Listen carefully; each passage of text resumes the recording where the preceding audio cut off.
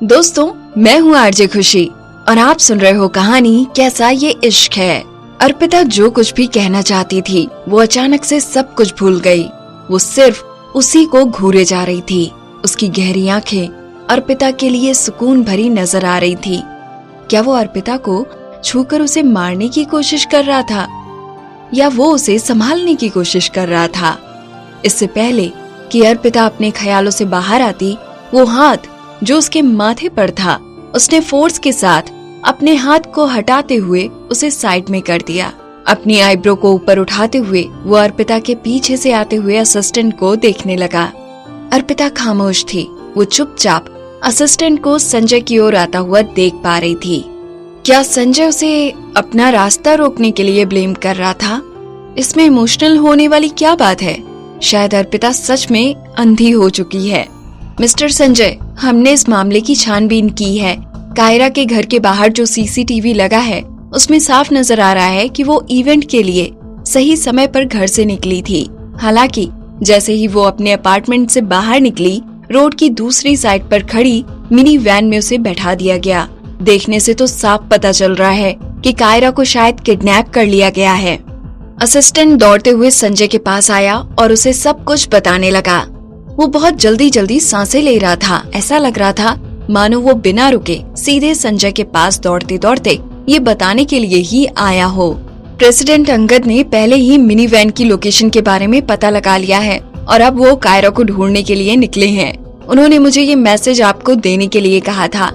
कायरा के लिए ये पब्लिसिटी डील बहुत इम्पोर्टेंट है और वो इसकी बहुत चिंता भी करती है। जब तक वो मिल नहीं जाती तब तक आप प्लीज हालात को संभाल लीजिए। मल्होत्रा फैमिली शहर की दूसरी सबसे बड़ी फैमिली थी। पहली तो फिर भी मित्तल फैमिली थी। अब ये बात कंफर्म हो चुकी थी कि कायरा का किडनैप हो गया था। न ही सिर्फ टाटा टेक्नोलॉजी की सेल्स पर बहुत गंदा असर पड़ता, बल्कि कायरा की इज्जत भी दांव पर लगी हुई थी।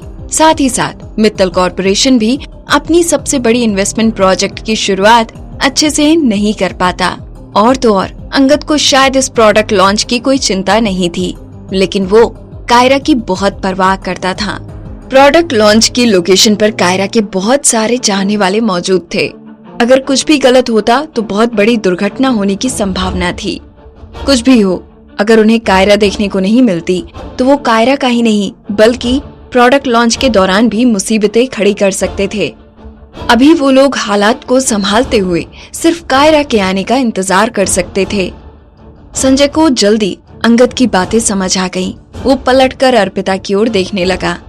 तुम आज इस इवेंट की ओवरऑल इंचार्ज हो। क्या तुम्हारे पास कोई आइडिया है जिससे हम इस हालात को संभाल सकते हैं? अर्पिता खामोश थी। जब से असिस्टेंट आया था, अर्पिता अपने ख्यालों में खोई हुई थी। उसके दिमाग में बहुत सारे सवाल घूम रहे थे। वो हैरान थी जब उसने सुना कि अंगद खुद कायरा को ढूंढने के लिए निकला हुआ है। आखिरकार अर्पिता अपने ख्यालों से बाहर आई और उसकी नजरें संजय की परेशान नजरों से मिली। जल्दी में कहने लगी, हम प्रोडक्ट लॉन्च की गैर जरूरी एक्टिविटी को पहले रख सकते हैं। मुझे याद है आज हमारे प्रोडक्ट लॉन्च में एक लकी ड्रॉ भी रखा गया है। वो कम से कम 1 से 1.5 घंटे तो चलेगा। संजय ने कुछ देर तक अर्पिता की बात पर गौर किया और थोड़ी देर बाद वो उसे समझाते हुए कहने लगा, लकी ड्रॉ के टाइमिंग को 2 घंटे के लिए कर दो। मैं अभी जाकर इसकी तैयारी करती हूँ।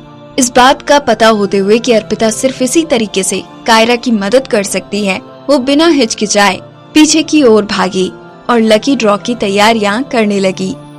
उसने आखिरी समय पर प्रोडक्ट लॉन्च की एक्टिविटी को चेंज कर दिया। जब प्रोडक्ट लॉन्च के शुरू होने का समय आया, उसने जैसे कि तय हुआ था होस्ट को स्टेज पर भेजकर प्रोडक्ट लॉन्च शुरू करने को कहा। शहर के दूसरे कोने में एक काली मिनी वैन एक बार के सामने आकर रुकी जो सिर्फ रात को खुलता था।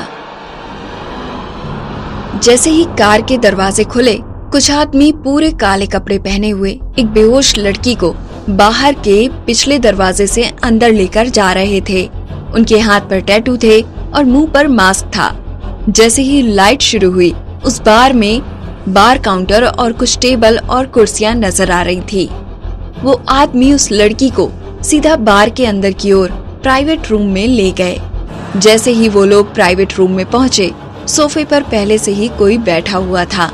वो काफी हैंडसम था और काफी चार्मिंग भी। उसकी आंखों के नीचे डार्क सर्कल पीले हो गए थे और उसकी आंखों से काफी चिढ़ भरा लुक नजर आ रहा था। आखिर कौन था ये अनजानी सी शक्ल वाला आदमी? जानने के लिए सुनते रहिए कहानी कैसा ये इश्क है।